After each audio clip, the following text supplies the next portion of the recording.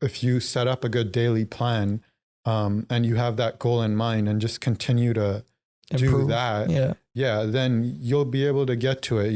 It's hard work at the end of the day. Believe in a cause and just continue to work. And that's easier said than done too. Like we know that for sure. And, but I think that's the only way though. Les Brown said it perfectly. He said, if you do what is easy, your life will be hard. But if you do what is hard, your life will be easy.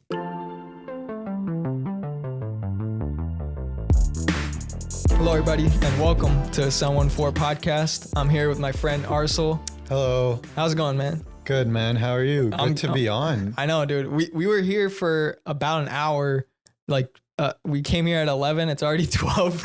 I know, man. Time just goes by so quick. Like, we've been talking and it didn't feel like anything. It felt like 20 minutes. Yeah, I was telling you, we should have recorded that part too. Like, that could have been part of the podcast. We had like such a good conversation. I know. I'm hyped, man. I'm ready to get this thing started. I know. We came in here and you were just like excited to see like all the equipment that was here. Like, I know. I probably had too many questions, right? Like, I was like asking about everything. Like, how much does this cost? How much does that cost? I know. Like all this setup, like how you promote stuff. I got probably too much into it, probably. Nah, dude, it was all good, bro. Like, I love people that are curious like that, because then you start to have like a better what's the word, like intrigue for life. You have a passion for life when you seek curiosity. And yeah, like with this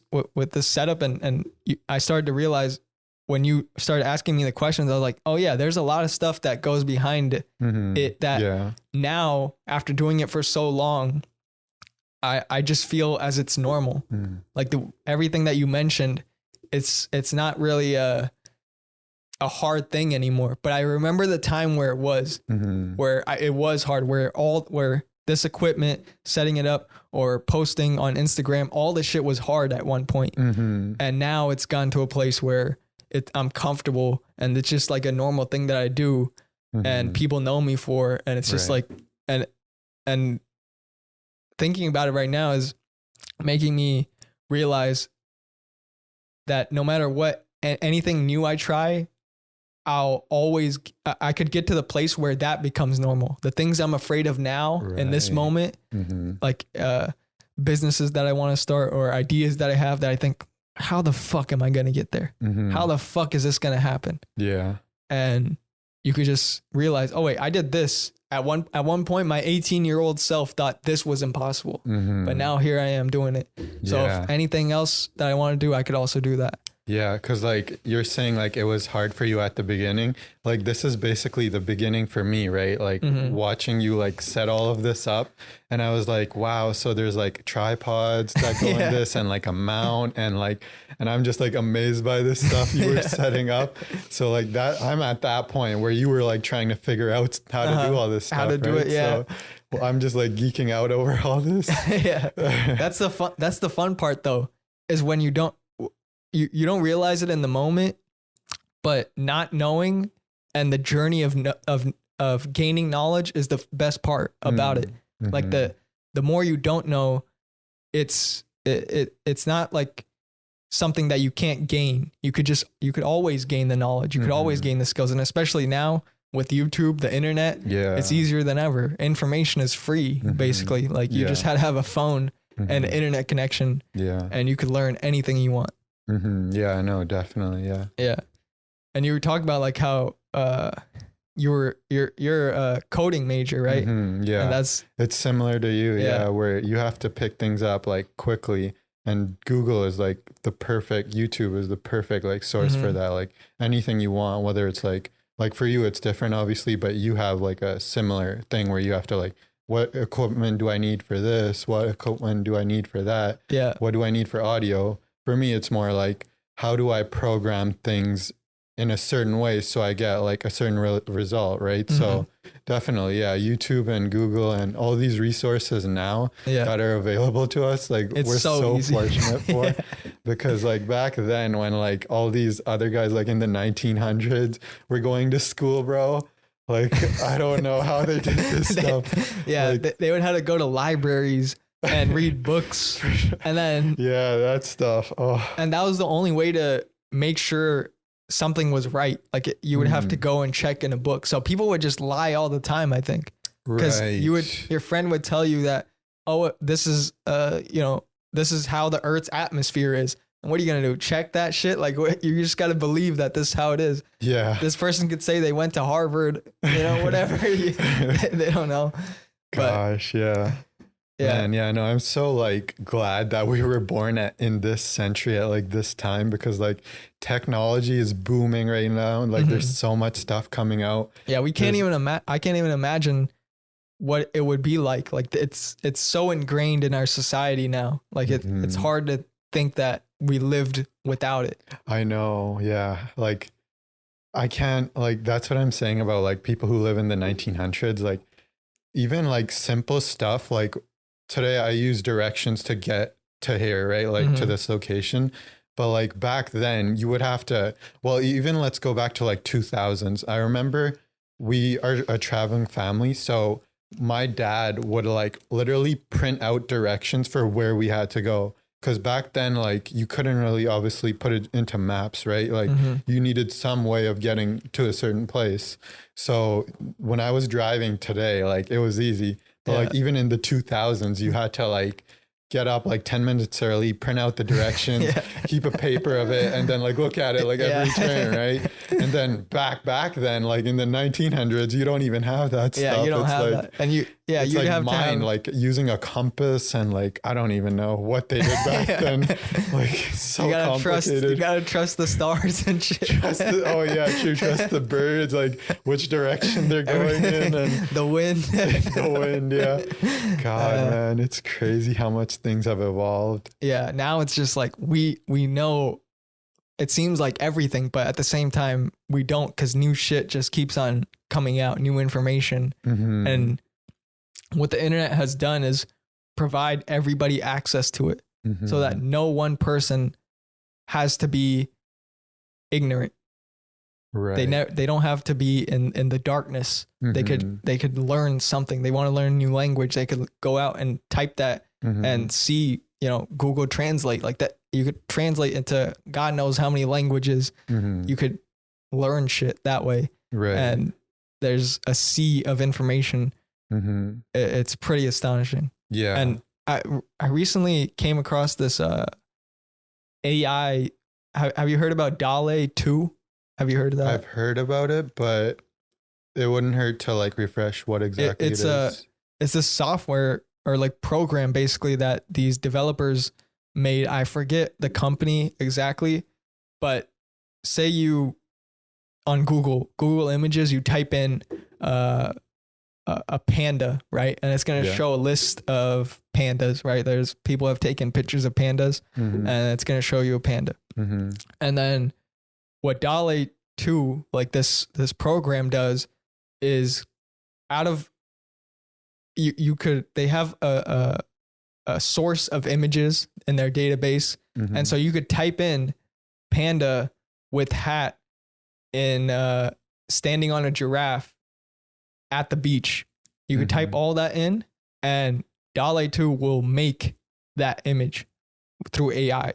Like it's not an image in real life. Like that doesn't exist yet, but the process happens, like whatever it does, AI generated image, and it makes it like, and it's like real.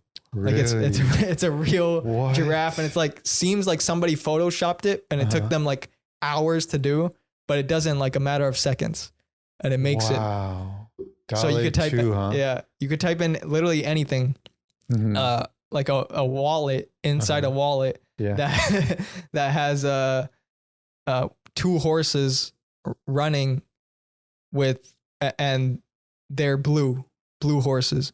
You could type all that in and they'll create that image. Yeah, that image. And it's not like maybe that might be too hard because there's difference or there has to be an image of it, a source image. So you had to input depending on what the database has, but it could literally do any image. Wow.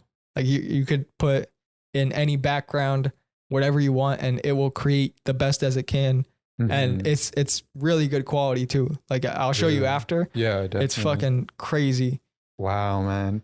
Yeah, the things that are going on with AI these days, like it blows my mind. Like the robots that are coming out, like even just like artificial intelligence algorithms like on Netflix and stuff like that, where like, you know, you watch certain stuff and then it recommends more stuff based on like what you've watched. Yeah. Like it's like the amount of like levels that AI is creating and like the opportunities it provides like humans to do even more. Yeah. Because it basically allows the people who would do that manually to just now let the AI to do it. Yeah. So you have more time to do other shit. You don't have to worry about how, okay, Lucy just saw this movie. How can I recommend? Right. Like you don't have to do that when before that was the case. Like at Blockbuster, you would go in, some guy, you would know Earl that worked there. He would fucking he knew every movie,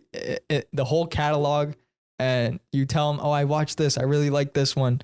It's like some movie about whales. You're like, okay, I know some shit about whales. Earl takes you there. Now it's just like, okay, you type it, you click on a movie, you watch it, you like it. Then there's a whole recommendation, everything like in a matter of seconds done for you. I know, that's all AI. It's really crazy. Like the amount of things you can do with it. It's really cool. And as a coder, what does that mean to you? Like, or is coding a part of AI? Like, is AI taking over a part of code or anything like that? So what I'm more into is like development, like website development and game development.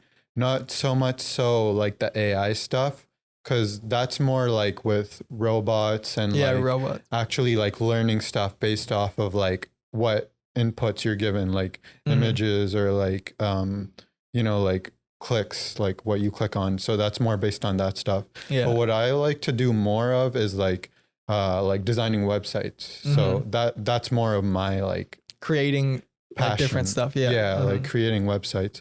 Like I was doing an internship with a company, I won't name it, but they basically like made me design a web tour for their company, right? So that's really what I enjoy, where I have to build something to like a standard that a company wants. Yeah. So that's like where I really get like the most excitement out of the AI stuff. Like, I mean, I enjoy like learning about like what's out there and stuff like that, but I'm not as much into it where like I want to like go into it and see like everything and try like, to make it or whatever. Try to make it myself. I don't want to do it like that. Like that, I feel like maybe later down the road, but right now I'm at like a good place where I really like where I really like coding and like what I'm doing. So coding for me is like so foreign because I learned it a little bit in middle school, like code.org, the basic, you know, whatever website you learn stuff on for kids, I think. And I learned it on there. There are different games you could play, stuff like that. But for me personally, it's not the biggest passion of mine. So I never really like took a full interest in it, but I can't like, sometimes I can't comprehend that all the shit that we have now, like I said, the internet, DALL-E, like all that is based on code. Like AI is based on code probably. And that it just like adapts to itself. And all the things that we enjoy, there's code involved. Oh yeah. And the background of that, like it's crazy to me that it all started with a few lines of code and then people just built different shit out of nothing.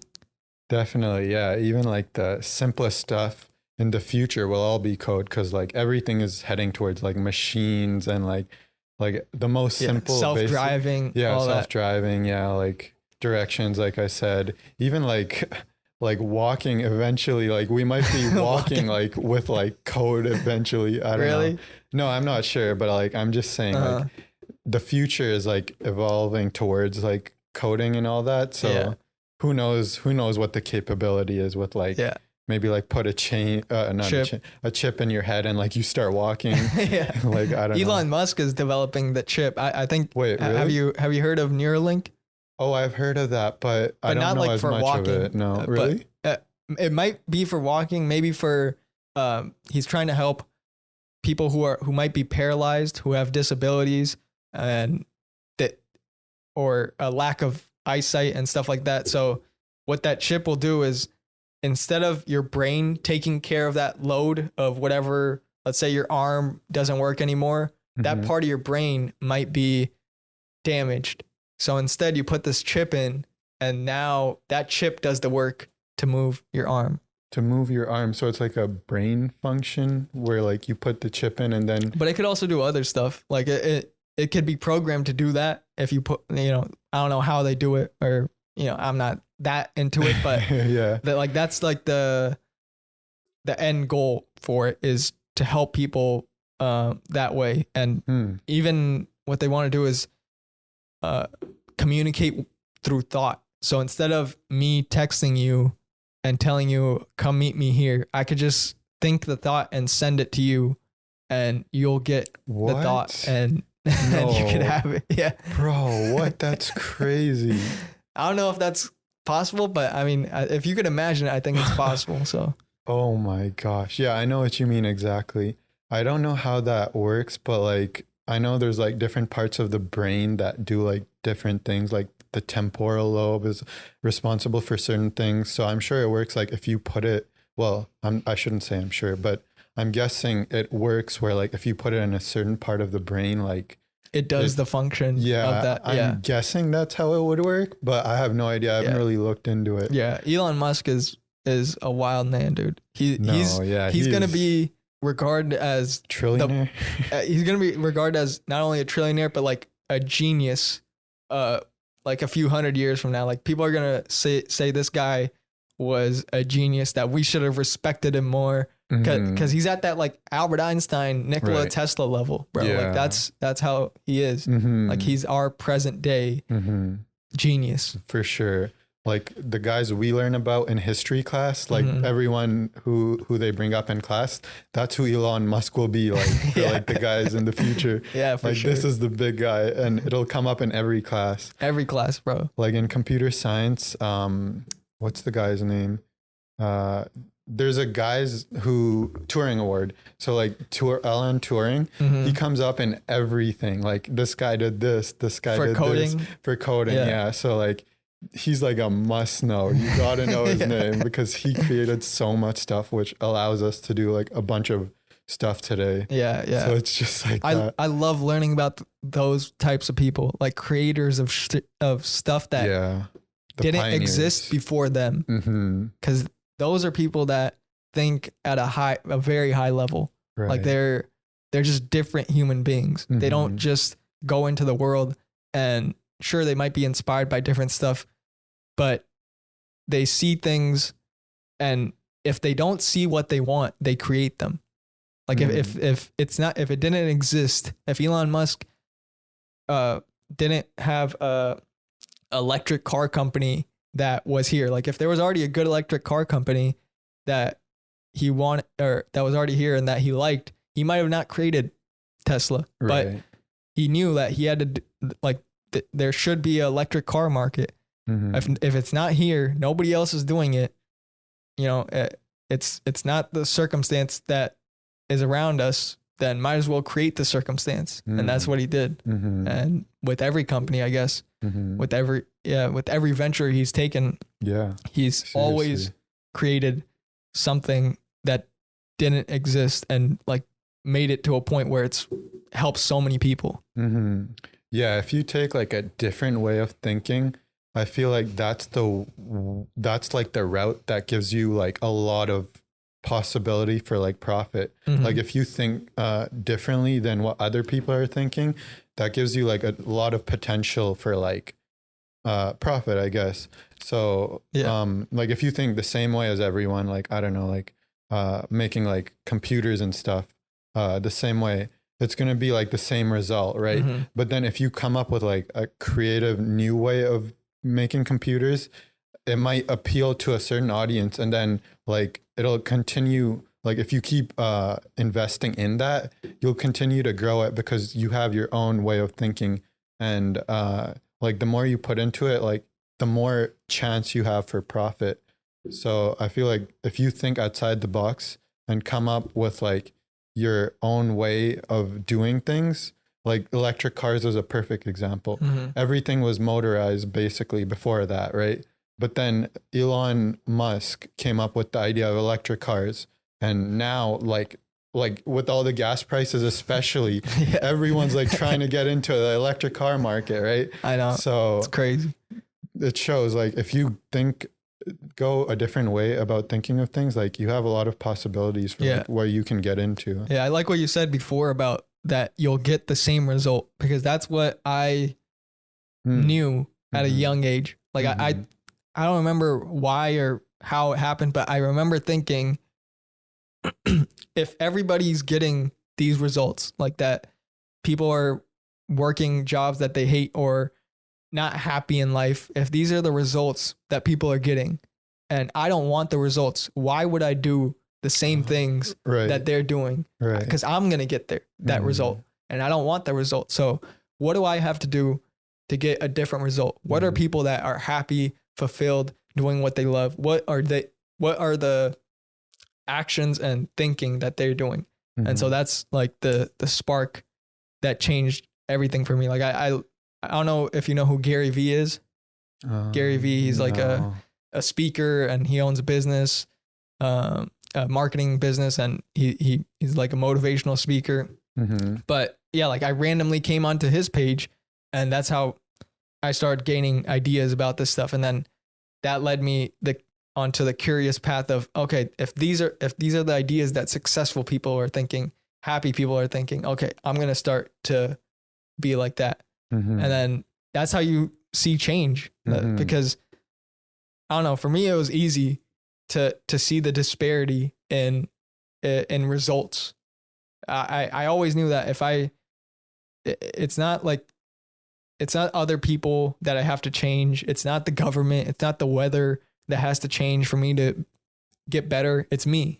I have to change. And so if I get to the point where I'm skillful, if I have the knowledge, of course I could get better results. And that's how it was. Like, and I'm glad it was, I'm glad I had the realization of that, because then you're kind of guided, like you said, like what you talked about before, into that same as everybody else. You'll just become normal and not have any creative ideas and not bring any value into the world. Like these people we mentioned, Elon Musk and all these innovators. They're praised because of what they bring, of what they create. It's unique, and it's themselves, and that's why we love them for, you know.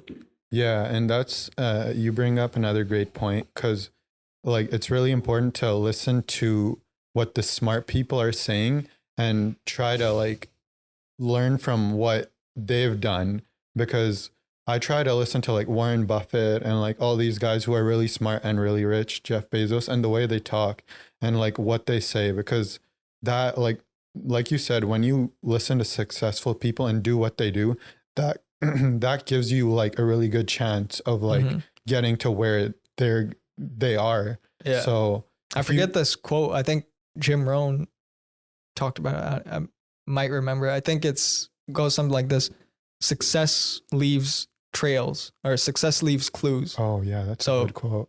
Like it and it does, in my opinion.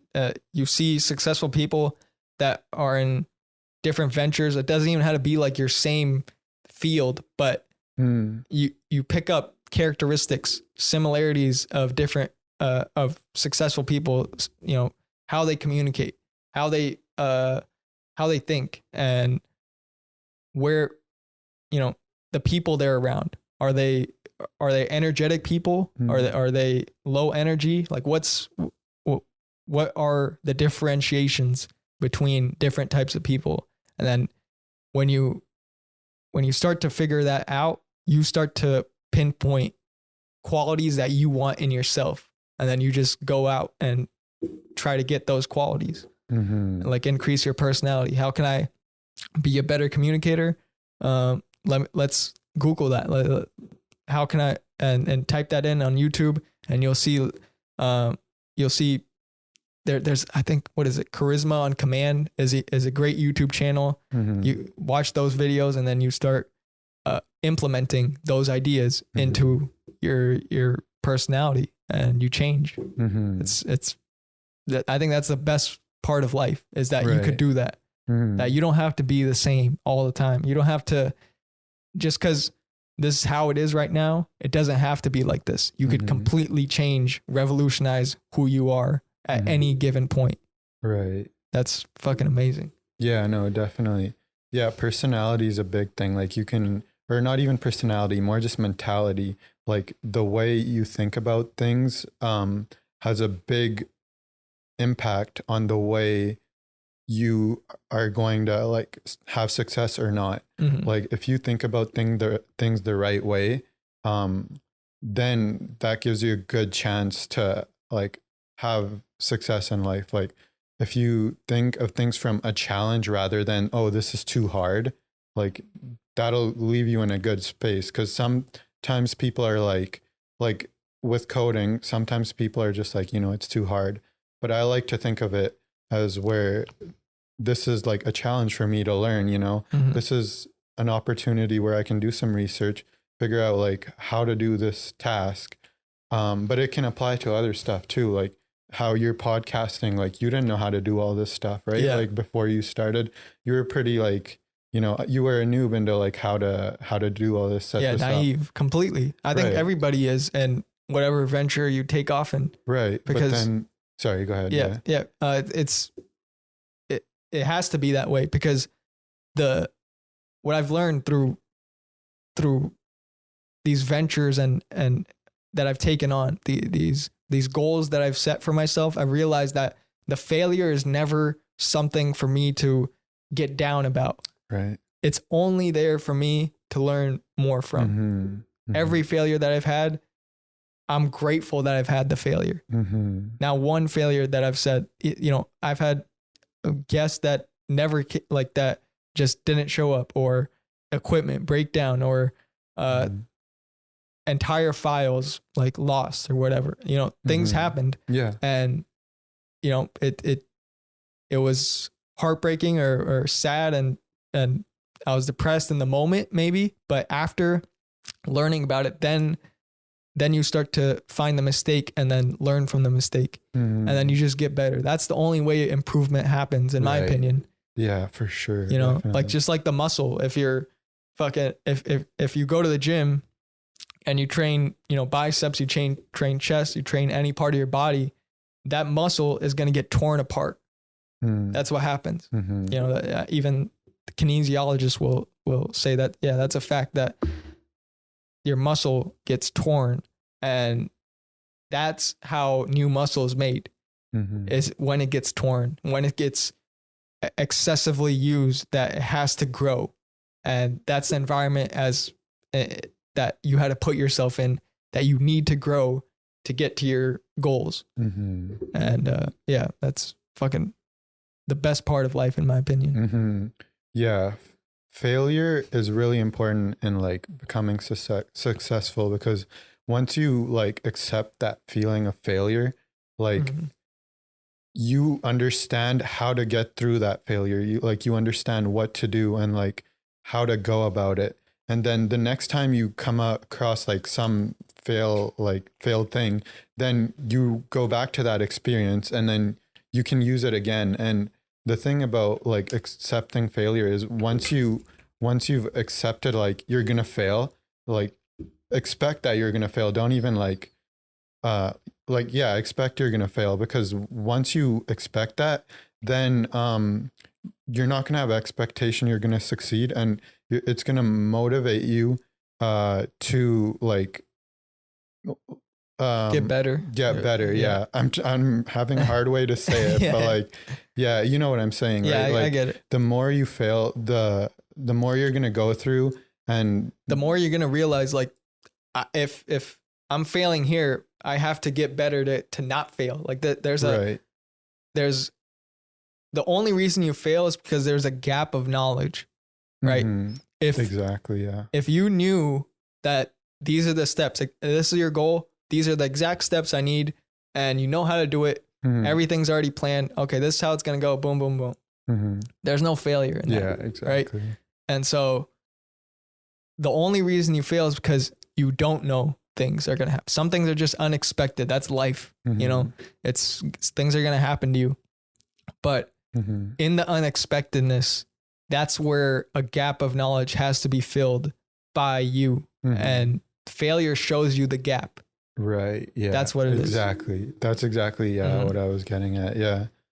Yeah. No, I mean, in coding, like I keep going back to that because that's like the perfect example of like failing. Yeah. Like, because I've failed so many times in like the undo coding. button. Do they have an undo button? They have Control Z, Okay. yeah, but like it's more like you make changes and then like you expect it to work a certain way and it doesn't work a certain way, Mhm. and then sometimes like you can't go back to the previous version because it's like too far like back. Yeah. Like you've made too many changes. Too many changes. And like it's now you're not gonna find it again. So like I failed like that so many times, yeah. and like It's you just frustrating have to in the keep moment, at it. right? Yeah. Oh my God. It's super frustrating. So annoying. Like you'll spend like I don't even know, like 7 hours on something. Really? Sometimes. 7 hours? Yeah. And it's like, it's right here. You're trying to figure out like what's going on. You see everything in front of you, but you don't know what exactly is happening and why it's failing. But once you get that fix, you realize like, you know, there's a process to figuring out where you're failing. Mm-hmm. And then that really helps you for your future. Like whenever you're failing next time, you know, like, okay, this is what I did when I failed. This is how I looked at it. And this is and you how don't I make fixed the it. same mistake again the first time you failed. Exactly. Right? That's true as well, for sure. Yeah. You learn from that and then you continue to evolve your mind and think that same way when you fail the next time. Yeah. And yeah, same for me. Like with graphic design and stuff, it's the most used command that I have is Command Z. Really? Out of everything that happens, like no matter what, I use Command Z more than anything. And that's the undo button for those who don't know. That means, yeah. So like anytime I mess up, Command Z, boom, switch it up and try again. Yeah. And you got to do that like multiple times redoing it, multiple times. It's not going to work. Even in the video editing process, multiple times it's not going to work. And you just learn through trial and error, and it gets better every time. Like you're going to fail a shit ton in the beginning. And then as time progresses, the failure is less. And then as more time progresses, the failure is less. Because now you've gotten the knowledge, you've gotten the skills, like you've gained these attributes that decrease failures. And even when you get to the point where you decrease failure, I think you should set higher goals at that point. Higher goals, because once you get comfortable, and I realized this after starting the podcast, is like my main goal. And like I told you the backstory of how all this started before the podcast started, before this episode. And like I said, and I'd say like 2018, early 2018 or late 2018, I wanted to start the podcast, and the journey was a lot of failure in the beginning, and then finally getting it started. Like that was my goal, to get it started. Right. And then once it was started, I was like, okay, now what? Because that was like my whole thing was just like, oh wait, now I did it. So now at this point you had to set another goal, a higher goal of new things, or else you'll just be stagnant. And when you're stagnant, you only move backwards. Like life is like that. You got to keep moving to stay still, basically. Like you can't, you gotta run to get ahead. Right. Yeah. Because even if you don't do that, other people will do that, and then they'll get ahead of you.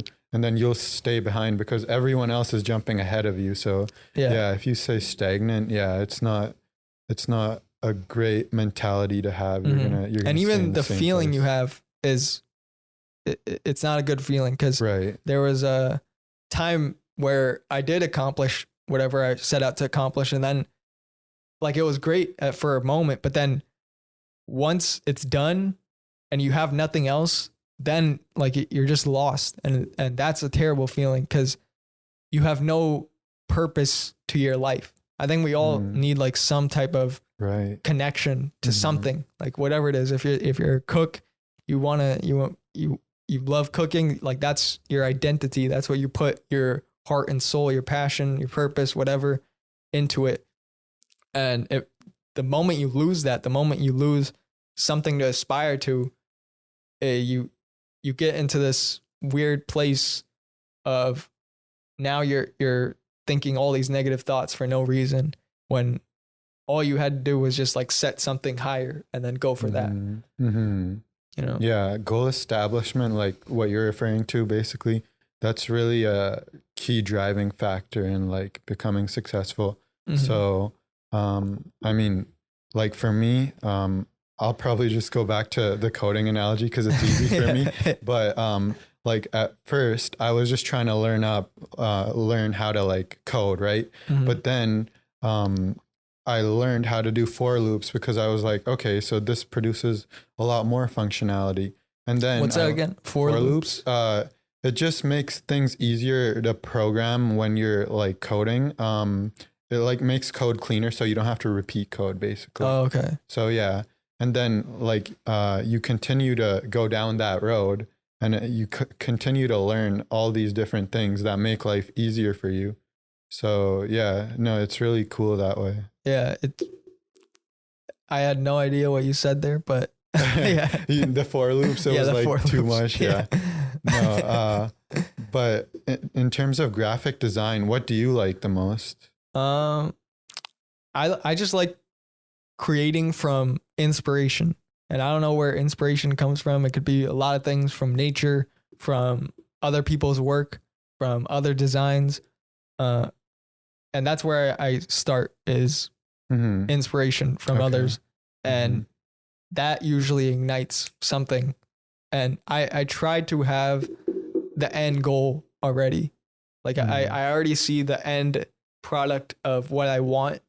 And for me personally, when I think like that, the process of how to do it comes to me. Like, I don't know how that works, but it just always comes when I think of the end result of, okay, I want to create, let's see, a circular design with text in the middle, and then this figure of a star in the middle. All right. If I want to create that, that's what I want to create. How do I create the star? Like, how is that going to happen? Then I Google how to make stars in Photoshop, and I see other people's designs, and I get inspired from that. And you start with little by little, and then through the process of creation, of actually doing it, then that end vision might change, because now you have new knowledge coming in. Okay, I have a star here, but how about if I turn that star and then create another star in between it? That looks cool too.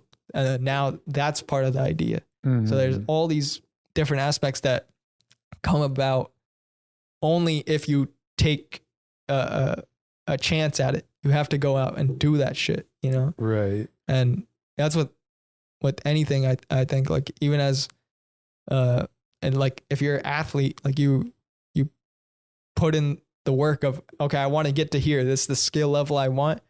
How is this going to happen? Like, we're both huge basketball fans. We play, and I mean, that's how we met, actually. I don't think we've told these people that's how we met, at the rec at school. And we just started playing basketball together. And you want to improve at different skills. Maybe you're lacking in the dribbling department, and so you work on that, and you want to get to a certain level. Maybe you're practicing this move. You see that other people are doing this, that inspires you, and then you keep on working at it. Right. That's definitely how it is for me. Like I watch like NBA players, I see them doing like Euro steps and like, Yeah. crazy finishes like Kyrie. And I'm like, okay, so I want to pick that up in my game. It looks cool. And it's good to like get off a shot or whatever.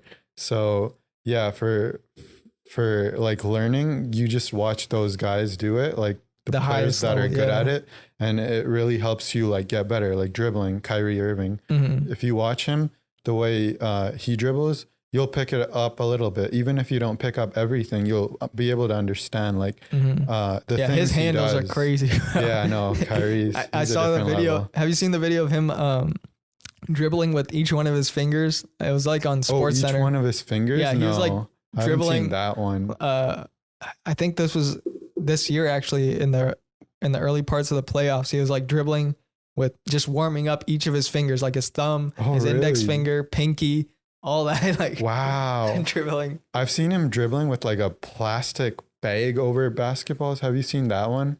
Dribbling with the plastic bag over basketball. Yeah. Him, Steph Curry is also huge with dribbling. What do you think about Trae Young? Do you think he has good handles or? Yeah, I think his handles are also good.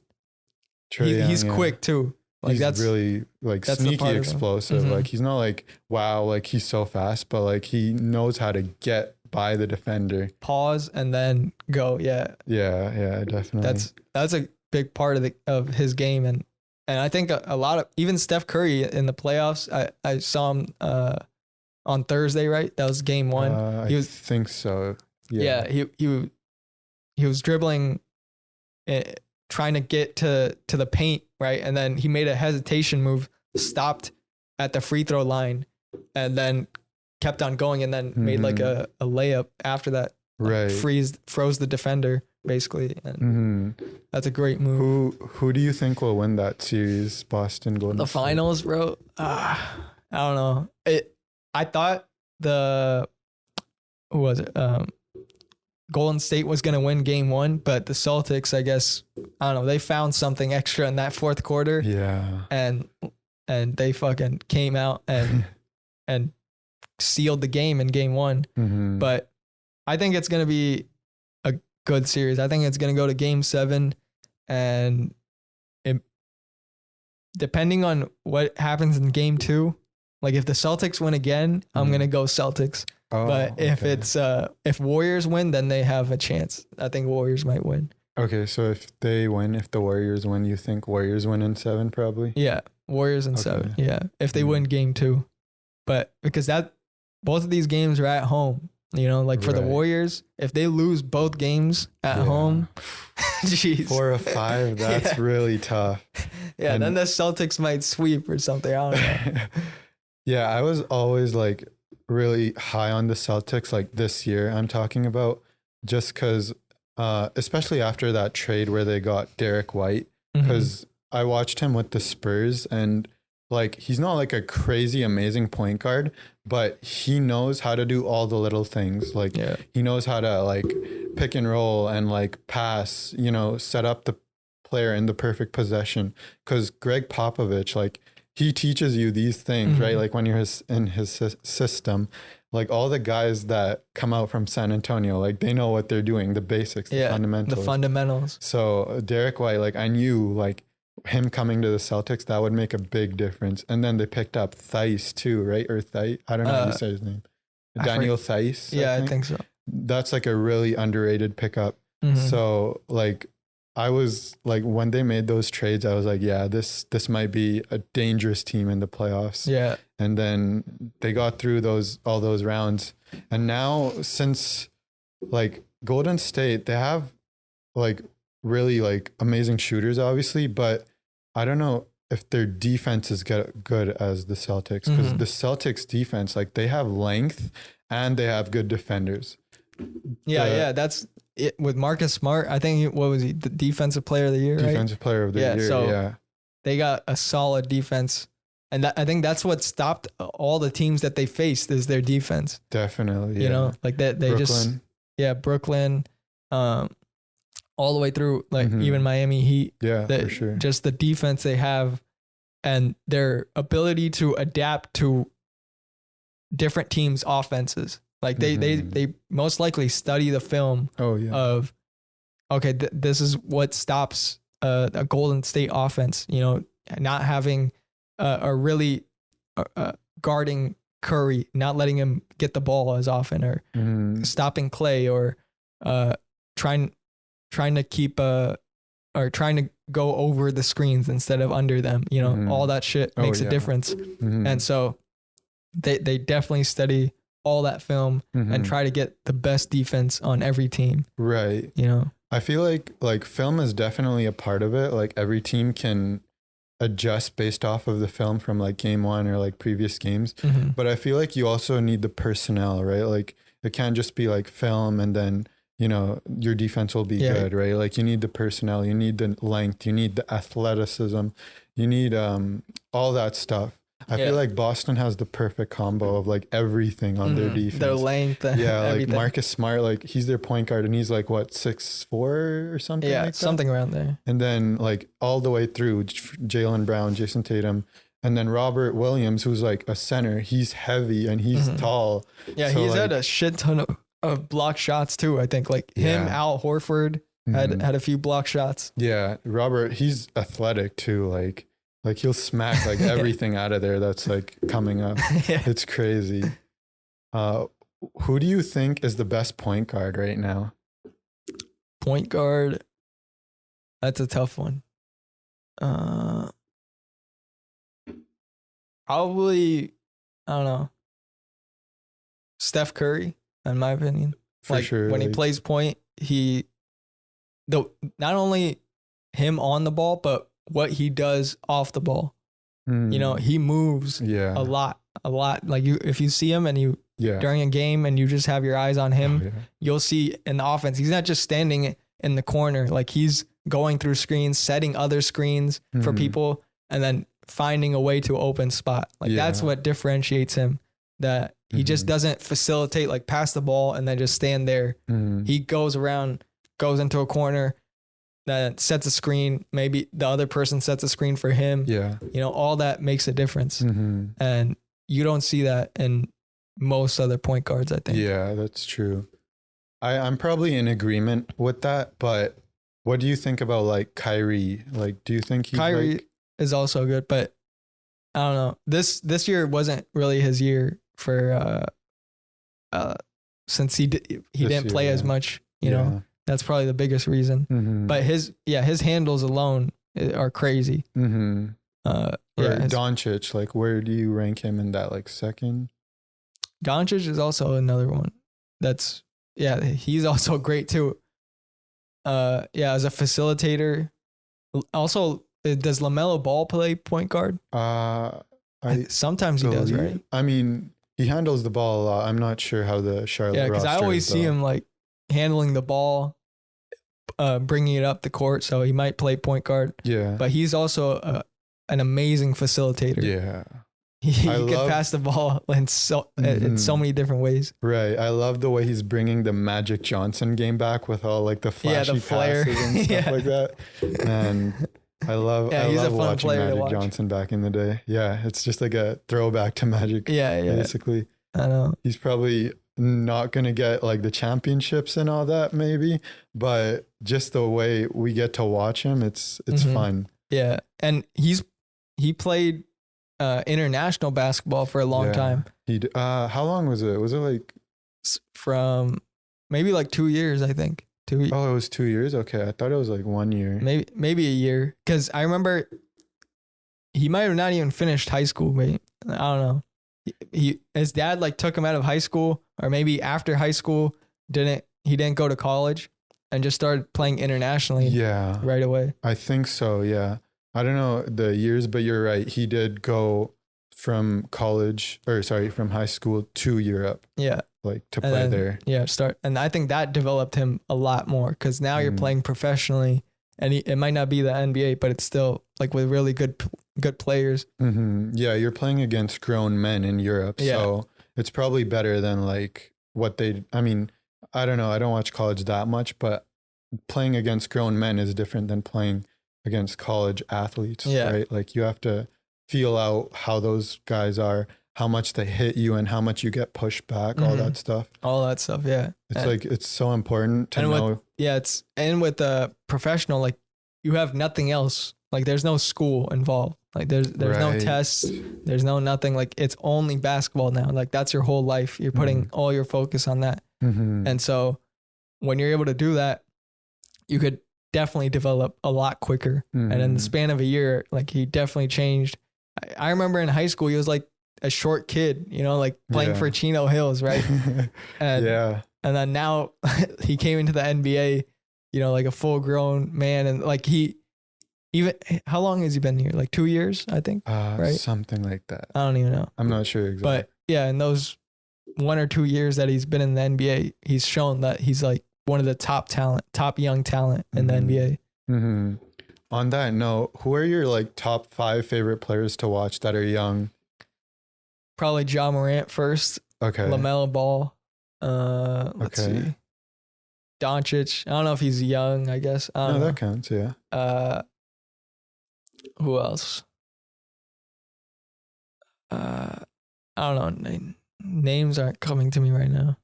What do you think about Anthony Edwards? Do you like watching him? Anthony Edwards is he's fun, but I don't watch him as much. I don't know. Minnesota games, I haven't really watched him as much. That's fair, yeah. But yeah, I like how the NBA has brought like these young talent in and that they're on teams that develop them. Like where usually they would have like young stars and then they just sit on the bench while all the veterans play, you know, like all these already stars. But now they're allowing these younger stars to develop more by giving them minutes to play, and they're showing their talent, their skills that way. I also feel like it's like a testament to them as well, because players are coming in more ready, like with all the development and all that. There is like all the video. So I feel like before, like there wasn't as much resources. So it was like harder to get minutes because, you know, there wasn't as much development that went into it. But now, like, players are coming in, like, ready to go. Like, LaMelo Ball, Scotty Barnes, like, all these guys, Jaylen Brown. They're more developed than ever, I think. Like, and they're more skilled than players their age, like, 20 years ago. You know? Oh, for sure, yeah. Like, have you seen, like, clips of, like, players back in the 60s, like like they're just like chucking shots off the backboard and like throwing like random passes like they didn't know what to do, bro. But the only person during that time that was like actually good was Wilt Chamberlain. Oh my god, Wilt Chamberlain, that guy was a beast, bro. I think he could play in any time. He'd be great because he's just that fucking good. Didn't they like change the paint area because he was like so dominant or something? I think so. Or they made a rule change for sure. Dude, this is his stat sheet. And for one of his seasons, he averaged 50 points a game. Oh my god. The whole season averaging 50 points a game. Oh, jeez, man. 50 in a game today is like, what? Yeah, like, that's like special. And he did that the whole season. And of course, people will say like, well, it's against people that didn't really know like how to play basketball and shit, but that's still fucking crazy. That's insane. You got to be like an insane athlete to do that at any time. Like, yeah, any time. Being able to just like throw people back and just like throw it over them, or like and there are videos of him showing like his strength. Like he could bench like 3 plates easily. Really? 3-4 plates easy. Like he's a strong motherfucker, bro. Oh my god. How heavy was he? Like was he like 300 pounds or something? He probably up there. He was what, 6'9", 6'11", somewhere around there. Had to be around 250, 300. Jeez. All muscle though. Like crazy. Oh yeah. Oh my gosh. Yeah, you even heard. I think I saw a video recently, and Arnold Schwarzenegger at the time invited him, or they like met up in a gym, or he invited Wilt to come to the gym to work out together. And they worked out once, and then after that, Arnold was like, "No, we're not working out," because like he was like keeping up with him, like and doing more than him. Doing more than him. Yeah, and Arnold was like, I I don't remember if he was in his prime or not during that time, but he was like actually in his bodybuilding competition days. What? You know? And Wilt was like beating him in like the Like competitions he was doing? Well, not challenges, I mean, just weightlifting. Like he was just keeping up with whatever weight he was doing. Like just, that was easy for him. Like he just started out. Oh my God. Whoa. Yeah. Bro, that guy was different. Like, that's crazy. Like LeBron is like huge, but like Wilt was like even was bigger than Shaq? I'm not sure. Let me check real quick about his height. Let's see. I meant like muscle wise, like weight wise, because that's crazy. Where you can average like 50 points per game. Like he's 7'1". 7'1". He was 7'1". Yeah. Wow, man.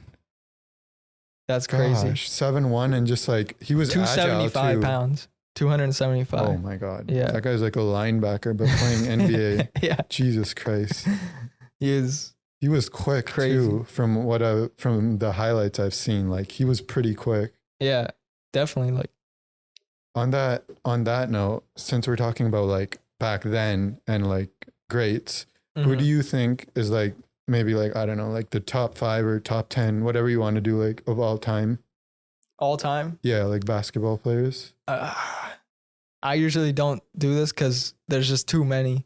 There's too many to like pick in order. Like there's. Well, you don't have to order them, but like, yeah. I mean, yeah, Michael Jordan, Kareem, let's see, Wilt, of course, Magic Johnson, Larry Bird, LeBron, Kobe. Like the list goes on. Like there's so many people that I can't, like, I would have to spend a lot of time thinking about, but right. There's so many great players that have taken the game to a higher level each time. You know, basketball was probably invented by just like some random people that wanted to shoot around, but then now, like these athletes have brought it to a place where you didn't even know that was possible. Like you didn't even know you could handle a basketball like Kyrie until Kyrie did it. Yeah. You know, you didn't know that you could jump it from the free throw line and dunk a basketball until Michael Jordan or Dr. J did it first. So yeah. So you didn't know that was possible until people did it, and it just like changed the game, evolution of the game, and that's the best part about it, to see these great people, these great athletes take the game to the next stage, like count their mindset. Like even in the MJ documentary that you saw, The Last Dance, right? Yeah, like you could tell his focus and just tenacity to become the best that he could possibly be was unmatched. Right? Like we talked about earlier, the results you get in life, if you want them to be different, you have to do different things. If you want extraordinary results, you have to have extraordinary thoughts and actions to match it. And he had that. Like that, it shows in his results, is that he worked not just hard, but the way he saw the game, like every aspect of it. Okay, if I'm lacking in the strength department, I'm gonna go in the weight room and get my weight up, get stronger. If I'm lacking in the teammate chemistry, what do I got to do to fix that? What do I got? Like his mind was always focused on how can we win? Like I want to win the championship. That was his goal, and just everything that needs to come together to get that. Right. And you know, when you're that focused at something, there's no stopping you. Like there's no stopping a person that has their will on that one objective and nothing else. Right. Yeah, because like since we're talking about MJ, like I think it was in like around 85 or 86, when he kept losing to the Pistons, like he told himself like he had to add more muscle and bulk up to get through the Pistons, right? Yeah. Because they were a tough team. And then the bad boys, right? That's what they were called. Yeah. But he did that. And then that's where he had the 90s and like later run. Through that, like through knowing that he needed to get stronger and like figuring out what he needed to do, he was able to go there on that run, right? Like he knew what to do, and that's how he was able to get there. Yeah, that's that's what it takes, is having self-awareness. Right. Yeah. Self-awareness of what you lack, what your strengths are. In any field, I think that applies, is knowing yourself. It's a vital aspect of success and whatever field you're in, because when you don't know things about yourself, you don't know what to improve on. Like Right. when you're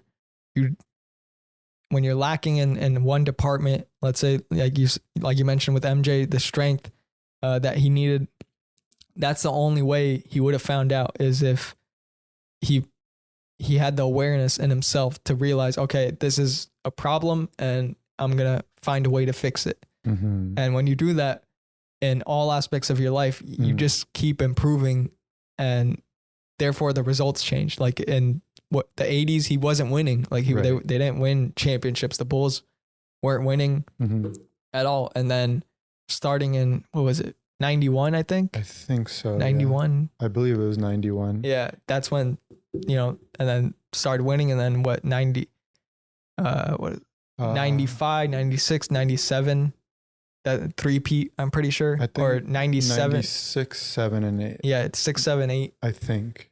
Yeah, something like that. They won 3 in a row, which is like really hard to do. 3 in a row is ridiculous. Like nowadays, like when you get to 2, it's like amazing. Yeah, back to back. Yeah, 3 is like ridiculous. That's why Shaq's regarded as like unreal, because Shaq and they did 3-peat, Kobe, right? yeah, 3-peat, and what, 2001, 2000, 2001, and 2.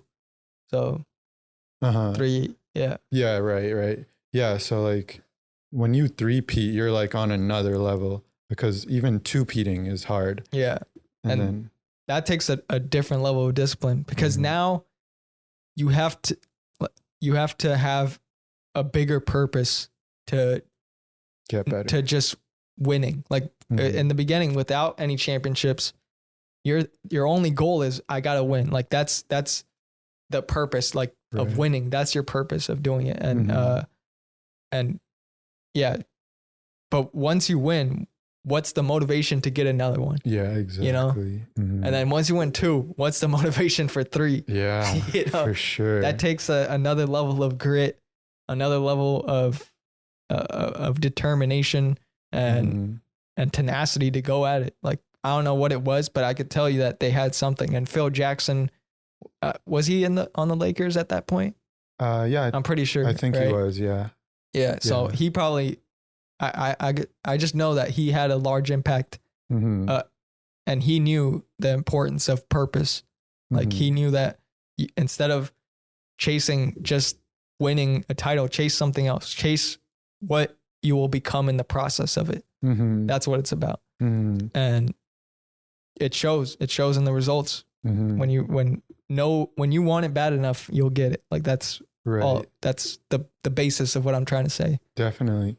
And the thing that's most impressive about the 3-peat is like when you do it once, like you do it and there's no expectation, right? But when you do it again, there's like, I guess there's still no expectation, or there is somewhat expectation, and now you're somewhat expected to do it. And then when you do it the 3rd time, like people are like trying to knock you down because you've done it twice already. Yeah. So like they want you to fail. Yeah, like they are going at you, trying to get at you. But if you do it that 3rd time, it's like that's a grind to get through all of that, like 3 years in a row where like, and it's not just like playing those just in the playoffs, like you're playing the entire season, having to playing 81, 82 games or something like that. 82. Yeah. Yeah. And so to go through all those games and have that same mentality of take it one day at a time, one game at a time, improving every single day. And the lineup or the roster changes too every bit. Like every year it tweaks a little bit. So maybe you had a player that was maybe you thought wasn't that big of a part, but it was. And then now you had to have somebody else come in and hopefully they build themselves up to fill in that gap. You know, there's so many aspects. Yeah. No, definitely. You need the role players for sure as well. Like Kucic, I think his name was. He had like a clutch shot in one of their runs. Yeah. Steve Kerr, Steve Kerr. he was huge in their runs. So even like with these teams right now, with the Warriors, you need those role players. Like the star players will get you like far, but you still need the clutch shots from the role players because the attention's going to be on the star players. It's going to be about what others can do to help those star players. So then they also have the opportunity to shine, the star players. Yeah. And what I realized about like LeBron in these past like few years of him playing in the NBA is that his consistency of improving everybody else around him. He's been in the finals, what was it? Like 8 or 10 times in a row or some shit. Like where was 8, I think. 8. I think it was 8, but 8 times in a row. Like from when he got onto maybe one of the years in Cleveland and then of course in Miami. Yeah. Like every year right. in Miami and then back to Cleveland and then back into the playoffs and finals like those years as well. Yeah. And then of course in the Lakers, they missed that one year, but then came back. Yeah. You know, so that consistency is crazy to me. Like we think that that's like normal now, like that you go into the finals, we're used to seeing LeBron in the finals. That's how crazy that is. That's no nuts. matter what team he's on, we think, yeah, he's going to be in the finals. He's going to be in the playoffs. Yeah. And of course this year he isn't, but like that's insane how many years he's been in the finals and then competed in the finals, even against the Warriors, that 2016 team. There was no way like people thought like the Warriors were definitely a better team than the Cleveland Cavaliers, but they were down 3-1 and they came back from that. I know. You know? Yeah. That's crazy. That's gotta be like one of the greatest NBA like performances ever. Like just to carry them from 3-1 down with like the 40-point performances he had. And then game 7 where he did like what he needed to. Like, oh man, that's serious. Like that block at the end on Iguodala. That'll forever be remembered, bro. I remember that vividly, and I'll forever remember that because that was insane. Same with like the Ray Allen 3 in the corner. Yeah, Miami. Oh my God, that was a crazy moment. Specifically on that LeBron one though, where he blocked Iguodala. Like I remember watching that live. Yeah, and Iguodala had that 2-on-1 and he had the ball and I'm like, yeah, it's a layup. They're up by 2, right? You never saw LeBron in the back. No way. Yeah, I didn't even see him coming and he just jumps and swats that thing out of there. I'm like, he just has the pace like perfectly, like a cheetah or a leopard. He likes you could see his steps, like he's like jogging for a little bit. He's like looking at the ball, looking at the player's hands go up, and then all of a sudden he like quickly shifts his feet and then jumps, perfect timing, waits for the ball to get up and then perfect swat. Yeah. And the timing of it so that it's not a goaltend, you know, that's and then insane. The pin of the ball a little bit too, so it's not a goaltend. Like, oh my God. Man, I love those LeBron chase down blocks. Yeah. Like where he times it perfectly. Like he makes it look like he's not going for it and then he starts running when the guy's not looking and just swats it. Everyone's like doing it. Dude, sorry, go ahead. He's one of the best blockers in my opinion. Even compared to like, centers have good blocks as well, but his chase down ability is unmatched. Right, yeah. He just gets speed from nowhere and like just gets centers to could block you if you're like facing them and like they're like a shorter player and then they'll block you because they're taller. But if the opponent is running towards the basket and you're behind them, very few people can block that, you know, from like a behind the back block, you know. That's insane. I mean, he's like made that chase down block to where it's like normal nowadays though. It's kind of crazy. Like you'll do it like once a game and you're like, oh yeah, it's just a LeBron block. But it's like the things that go into it, the timing, like the like getting it at the peak or before the peak. Yeah. Like there's so much that goes into that. It's awesome. And now everyone's doing it too. Like was it Jaylen Brown? Yeah, I think Jaylen Brown just did it the other day on Kevin Looney. Yeah. Like he was going up for the layup and Jaylen Brown just swatted it on the chase down. Yeah, So like, you could tell the amount of work that guy puts in. Like LeBron, he's insane. Mm-hmm. I think he spends like $1 million or something into his body like every year or something. Yeah, that's what I've heard. $1 million and fitness and rehabilitation and all that stuff, like recovery. Yeah. I mean, at that age, like there's a lot of stuff you probably need to do to stay on tip top shape. I know. Because like he's 37 now, but he's still performing at an amazing level. Yeah. It's probably due to the science we have now, like the sports science we have now. Right. There's just another level that players can get to. Even if they're at that age, they could still maintain a high level of performance because of the recovery, because of what they do after the game, not just before and not just during, you know? And so, yeah, he's just a special talent. Like, and I think, who did I talk to this about? I had a guest, Gene on the podcast a few months ago. And we talked about like we both realized we were talking about LeBron and he's like, he had all these expectations when he was in high school of like, is he going to be great? Is he going to perform? And like, he's exceeded all of those expectations. Yeah. That's insane to me. When you have like the pressure from all the media, like you're the number one high school recruit in the country, right? And you're going straight to the NBA. And now all eyes are on you. Are you going to perform? Right. And now you see the career of 19, 20 years in the league. Yeah. And it's just, and he's compared with Michael Jordan and the greats. Yeah. And it's not even a question, you know? Yeah. That's the thing with LeBron, like the pressure he had, and then to exceed that, like you said, that's amazing.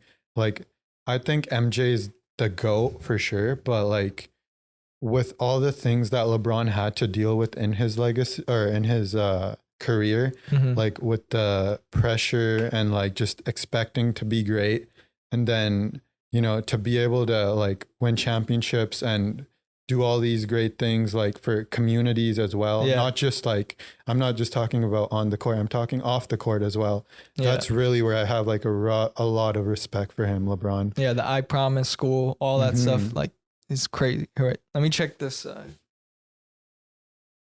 right, we're good. We're good? Yeah. Okay. Just wanted to double check. So his contribution off the court is also insane. Like not many people take the time to give as much as he gives, to create a whole school, to create a foundation, to create different products. And like, he's in like not only just the basketball business, but entertainment space. Like I think he's a billionaire at this point. Like, oh yeah. Actually that was in the news the other day. Really? The first active billionaire or something like that. Yeah. Active, athlete or something. Yeah. Yeah. Cause it had, I think it was first active basketball millionaire. Cause I think it listed MJ and Kobe. Or billionaire, you mean? Billionaire. Yeah. Sorry. I might've said millionaire, but yeah, billionaire. Yeah. First active billionaire. So yeah, he's definitely like, he has a lifetime contract with Nike. Right. Meaning like that through his whole life, even if he's like 80 years old, he's still with Nike. I know. Yeah. It's crazy. That's wild. But I'm just grateful to enjoy him now, you know? Like this is a once in a lifetime player, LeBron James. Yeah. And where we have the opportunity to see him like in this moment where he's actually playing, because in a few years he's gonna retire and we'll never see him play again, like on a professional court again. Like that's it's gonna be done. And you know, that's the same way people felt about like Michael Jordan during the 90s. They probably appreciated the fuck out of that, you know, being able to witness Michael Jordan live, because now, you know, he's retired. All we could do is look at the highlights and that's it. Yeah. We really need to take these guys into like appreciation, because you never know when that next guy will come. like it looks like it might be Doncic, but who knows, right? Like you never know when that next superior athlete who just dominates the game like that comes. Like MJ, obviously, and then it was Kobe, and then now LeBron. LeBron, yeah. So you don't know when. I don't remember like when LeBron like took over. Maybe it was when he came to Miami. Like I mean, he was pretty dominant, like even like in the last years of Cleveland, I feel like. Yeah, last years of Cleveland. But he was always overshadowed with Kobe, I think. Oh, I see. Like he was just like Kobe was always better, right? And then once he got to a good team, I guess like the chemistry with D Wade, Chris Bosh, like that just propelled him to another level. And then you see him winning the championships. Because I remember at a point like Nike had a commercial with these puppets. That it was a Kobe puppet and a LeBron puppet, and then and it showed like the Kobe one like flashing all the rings, like he had like 5 rings, and then it's like, you want some of these? Like, here, hold one for me. Oh my god! It showed the LeBron puppet just like sitting there, like, man, shut the fuck up. You know? I mean, it didn't say that in the commercial, but yeah. Wow. Yeah, that was like a commercial, much, bro. That was a Nike commercial. You can watch that on YouTube. Wow, they did him like that. That's crazy. Back when he was on Cleveland, and he wasn't in Miami, and then something changed. I remember watching that commercial, and then that happened, and something happened where he just got to that next level where he started winning championships, and it was nothing like. It was never the same, you know, like those 2 in Miami and then Cleveland and then in LA. Like, that's crazy. Yeah. I think that one loss in Miami, I think he kind of like really used that as motivation for him, because after that, you're right, he really went on another level. The repeat, or not the repeat, the 2 years after that loss, like, do you remember? Like, he was going insane. Like, that's when that D Wade alley-oop off the backboard to LeBron, backboard, and then he's just like this. He's like that. Yeah, no, that's an epic alley-oop. Yeah, but he used that finals for like motivation or something. Yeah, because something clicked. He just went off after that 8 straight finals, and then you know, I mean, obviously 1 year he missed the playoffs. But, like the way he just rebounded from that was awesome to see. Yeah, I think everybody needs like that kind of failure, because I forget, I don't know, was it Jim Rohn said that you could find inspiration from 2 places: inspiration or desperation. Meaning that you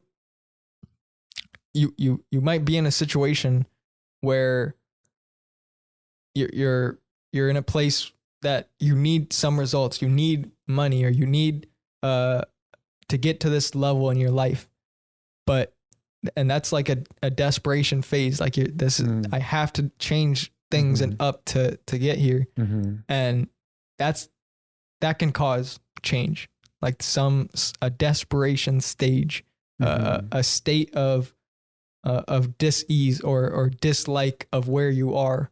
You know, like that for me, that's a big part of how I've changed is because the things or that point in my life, I didn't like where I was at, and therefore I changed. It was never like, I think most people don't change because they're like comfortable. You know, you don't change much when everything goes well, when everything's perfect. You know, you got the money, you're chilling, you have nothing to worry about. You don't really change. When you change because there's something that you're not enjoying about the current level. That's when you change. And that's what happened with LeBron. He just decided, I'm pretty sure, like there's a decision that takes place. Like, you're just committed that I'm going to do something, change whatever I had to change. And he became like unstoppable at that point. What do you think about the 6 finals argument of like demeaning him and like not making him seem as great? Like, do you think like that's a bit too overblown? Or I mean, now he has 4, so like maybe if he had 2 or 3, but he has 4. Like, that's 4. Yeah, That's a good number. I don't understand like the haters. Like they're always like looking for a way to like, you know, like haters will knock always down hate, his bro. legacy. Haters will always hate. Yeah, that's true as well. Yeah. Jim Rohn had a good story. He's this like speaker that I love listening to. He said there was a great sermon spoken on the first day of this church. You know, thousands of years ago, there was a sermon being spoken, and that speaker came up, and I looked at that sermon. It was a really good sermon to me. I had no problem with it. It was a good sermon, and in that description, it showed that there were different reactions to the same sermon. The same sermon was spoken to 3,000 people, and there were different reactions to the sermon. And how could that be? You know, it's the same sermon. It felt like a sincere, good sermon to me. And in the description, it says there were mockers and laughers. There were people that mocked and laughed. And there were people that believed also. And I think that's who the speaker was going after. But some people would say, why would people mock and laugh? And he said, they're the mockers and laughers. What would you expect? You know, they're the mockers and laughers. That's what they do. They're, you know, some people are trolls. That's what they do. They're the trolls. Some people lie. They're the liars. That's what they do. And that story like put in my mind that, oh yeah, like you could have the same thing. You could be making a great product, a great service, having a great presentation, and people will have different reactions to it. There's not a group of individuals that will all agree. There will always be some type of disagreement. It will never be just where everybody is on the same page thinking that it's great. It'll never be like that. And so you have to understand that. And with haters, that's the same thing. Like some people will just hate because they're hurting inside. That's the only reason you hate, is because you yourself are dealing with something that's causing you to only give hate to people. Because in my opinion, you can only give what you have, right? Like you could only give what you have within you. So if you have kindness and love and happiness, that's what you're going to share with people. That's what you're going to bring to people. But if you have hate, that's what you're going to send off as well. Like it's what you carry within yourself. And so that definitely changed my mindset of looking at people. And it's not, of course you could improve as well. Like there's a difference between criticism and then hate, right? So there's a distinction between that, but you got to know the difference. Right. And so knowing that difference, knowing how to understand that there will always be haters, there will always be people that don't like what you do, but also having faith and belief in yourself, because it's so easy to get knocked down, like, and not believe in yourself by the people that tell you these things. Like I can't imagine like how LeBron dealt with every day. There's people on the news, on Sports Center and shit, like saying like all these things. Oh, he doesn't have this stat, or he maybe back in like what 2011 or 2010. Oh, he doesn't have a championship. What's his legacy? Boom, boom, boom. Like that, all these fears, all these doubts people might think of you, but then you had to come in there and not believe in that. You have to know that, okay, everything's going to happen at the right time. I just got to work on me. That's it. And slowly you started to see changes.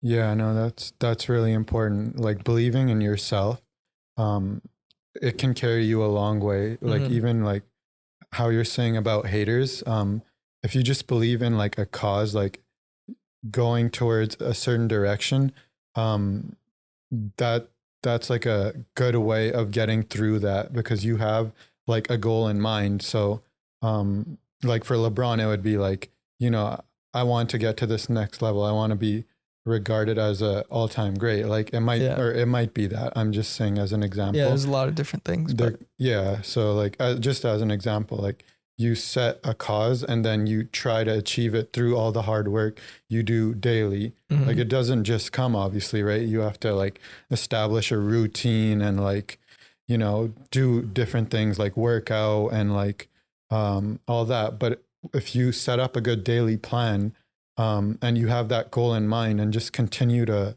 improve. do that, Yeah. then you'll be able to get to it. It's hard work at the end of the day. Believe in a cause and just continue to work. Yeah. And that's easier said than done too. Like we know that for sure. And, but I think that's the only way though. Les Brown said it perfectly. He said, if you do what is easy, your life will be hard.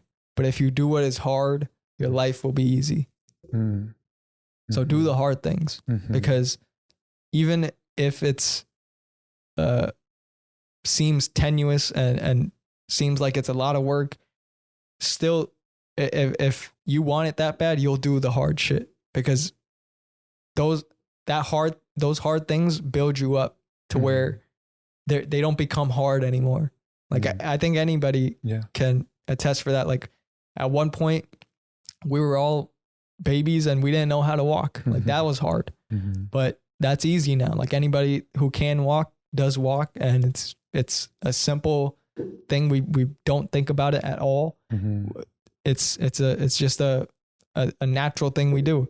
And so same with anything. Like it's going to be hard in the beginning, but that doubt is going to come. Like I think fear and doubt stops most people in their tracks almost every day. Like that, I think what's the quote? Fear kills more dreams than failure ever would. Oh, wow. That's a really good quote. That's a hard quote, because it's true. It's true that everybody experiences fear. Everybody experiences doubt. What's going to happen in the future? What's not going to happen in the future?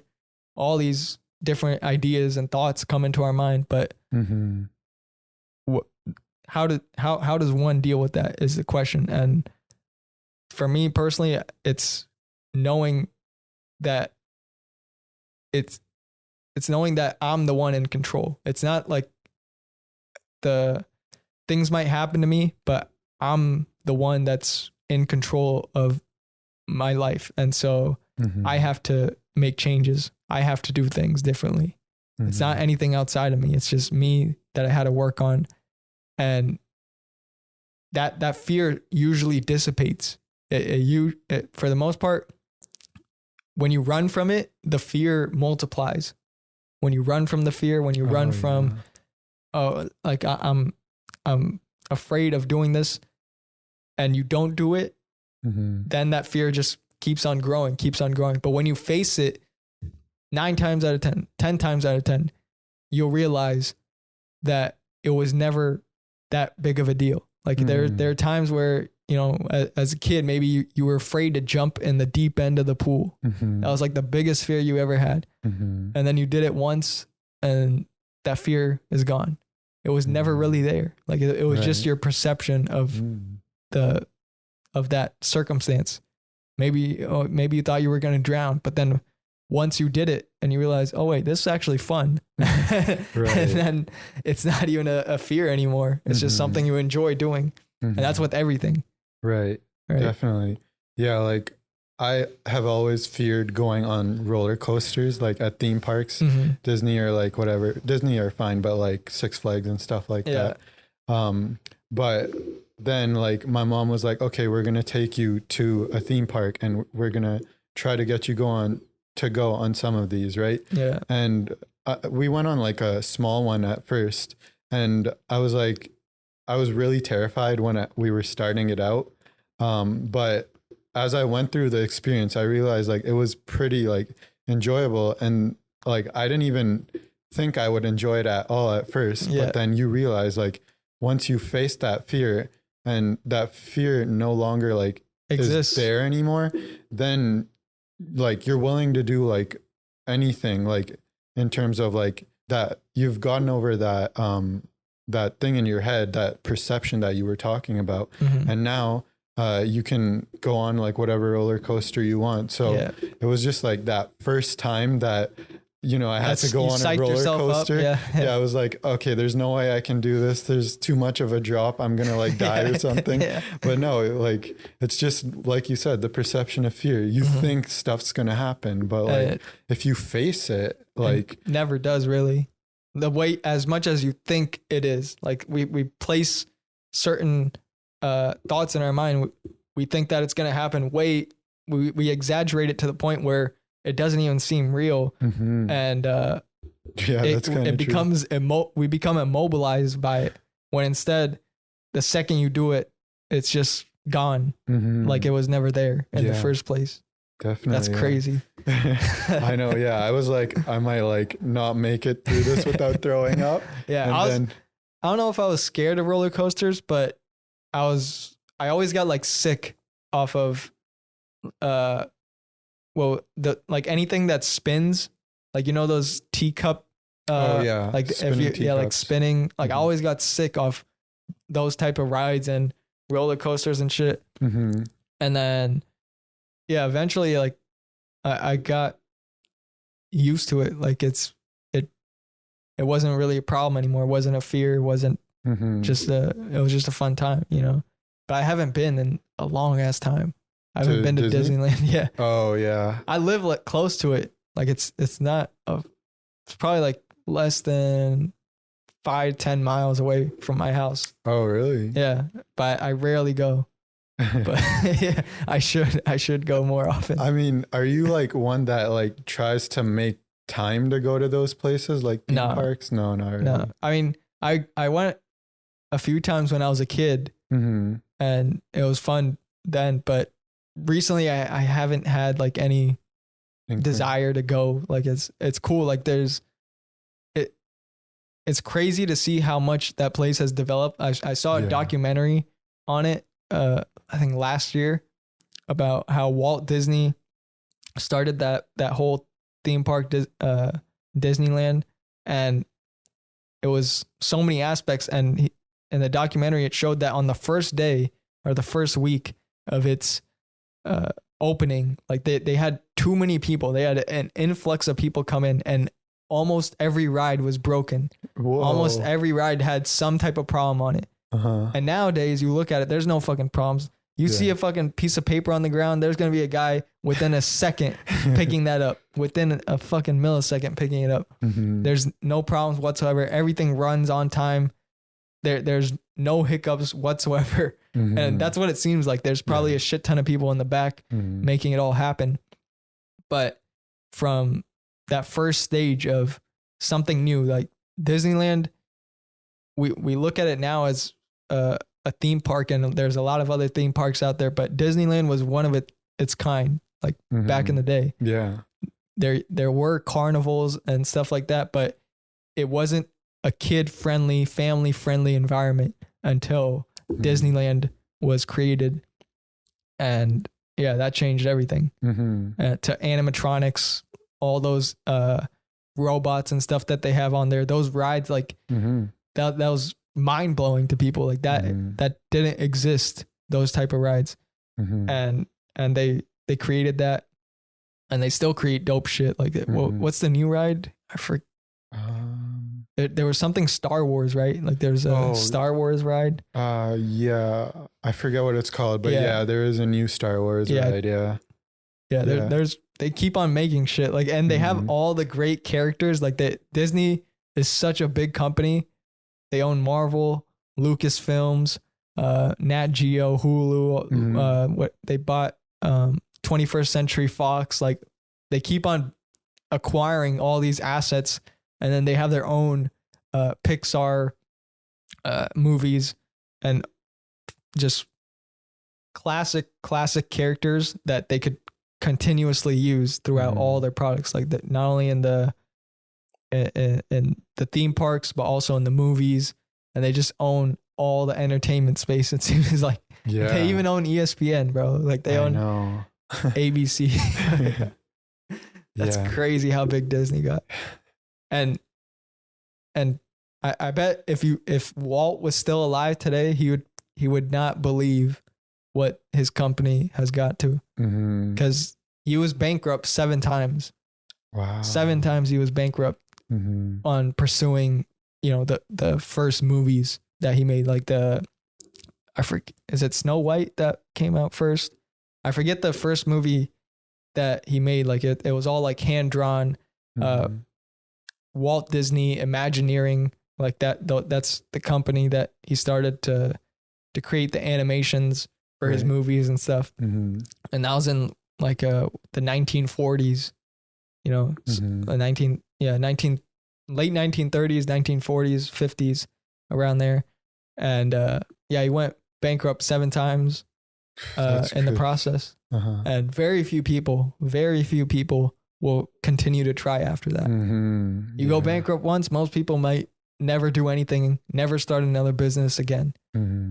And this man, without a question, like just kept on pursuing it, kept on, if it didn't work once, there has to be a way. There has to be a way. And soon enough, you start to see the development of different things. And then once the movies got successful, okay, now I have money to invest it into other places, maybe hire some better artists, do different things. Okay, now we make better movies. And then now those movies are successful. Now let's do something else. Now let's start this Disneyland thing, and I don't think he got to see the finished one in Florida, like the Disney World. He didn't get to see the complete, completion of that project. Oh yeah. He never got to see it. When did he die?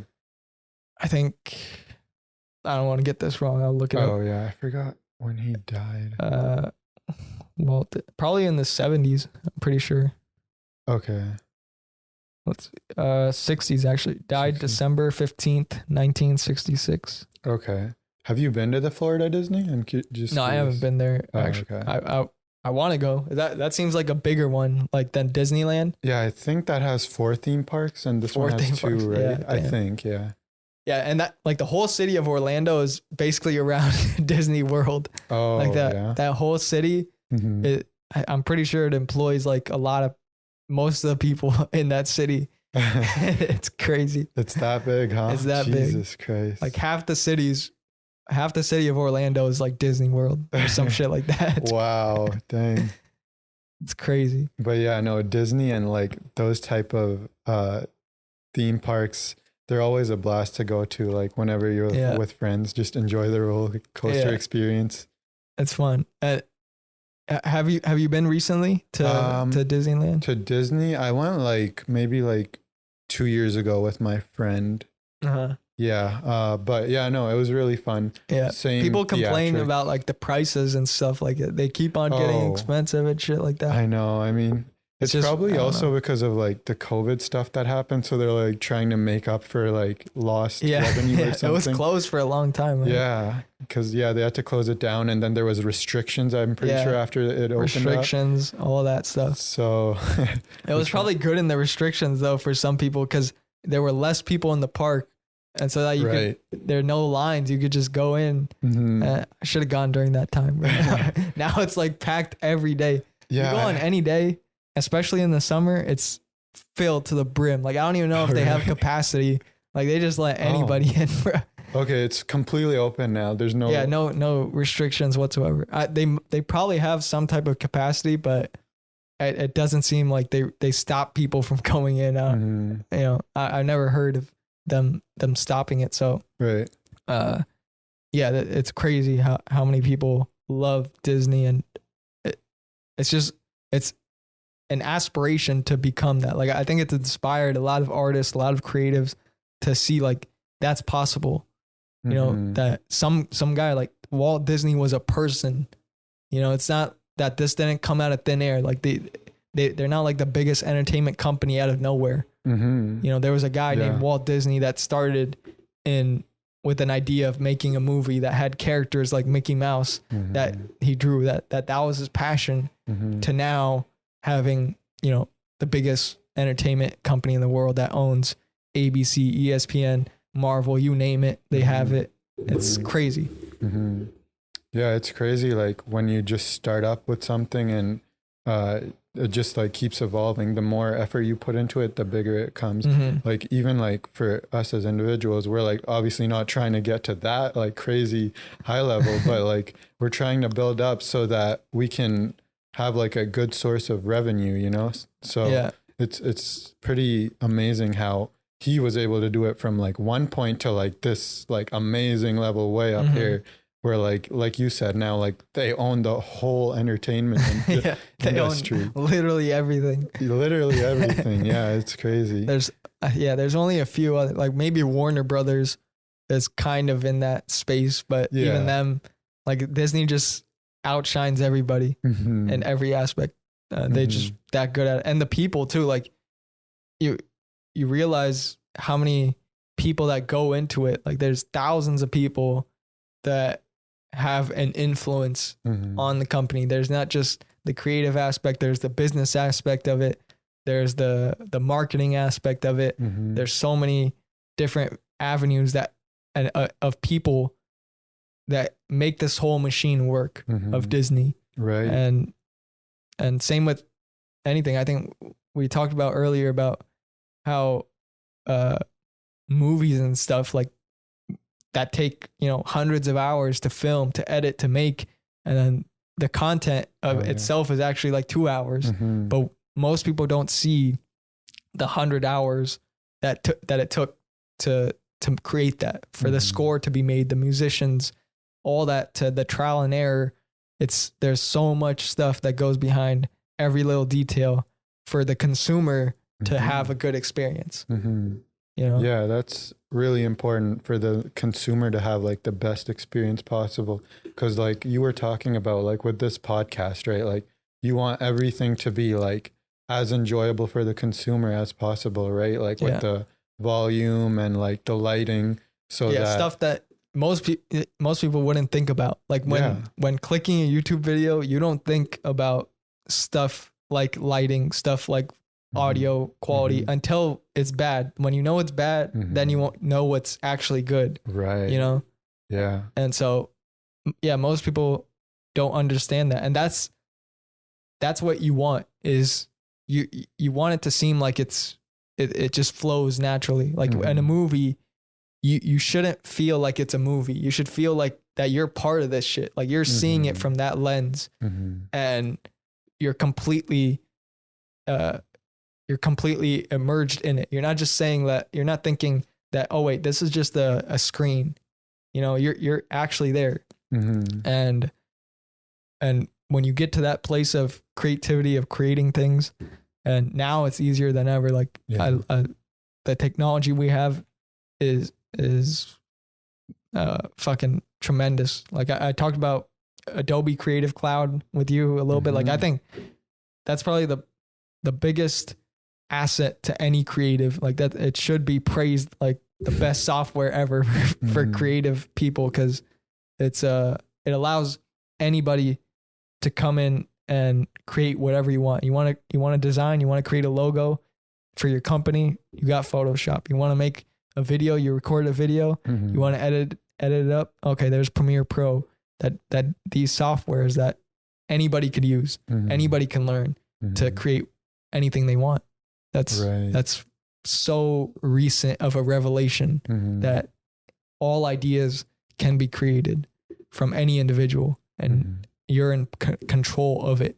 And I think it's only going to grow. Like if in the next like 100 years, 200 years, there's just going to be more independent people, and things are just going to get easier and easier. Like even coding might've been harder back then, but now it's actually easier because more people have written it down. You just copy, paste it.